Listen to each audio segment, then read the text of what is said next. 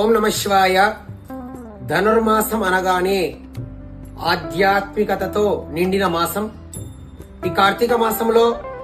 ఎంతో మంది మాతృమూర్తులు, భక్తులు, మాలాదారులు ఉదయాత్పూర్వమే నిద్రలేచి చన్నీటి స్నానాలు కూడా ఆచరించి కార్తీక దీపాలని, కార్తీక స్నానాలని మనకు గురు పరంపరలలో భారతీయ సాంప్రదాయంలో వస్తున్నటువంటి విలువలను అన్నింటినీ కూడా కాపాడుకుంటూ భావితరాలకు అందిస్తూ ధర్మో రక్షతి రక్షిత అంటే ధర్మాన్ని రక్షించడం అంటే కాపరి పశువులను కాపాడినట్టు కాదు, మనం ఆచరిస్తూ ఇతరుల చేత ఆచరింపబడేలా చేయడమే ధర్మ పరిరక్షణ అని జగద్గురుల వారు తెలియజేసిన విధంగా మన సంస్కృతి సాంప్రదాయాలను పాటిస్తూ నలుగురి చేత పాటింపబడుతూ చేస్తున్నటువంటి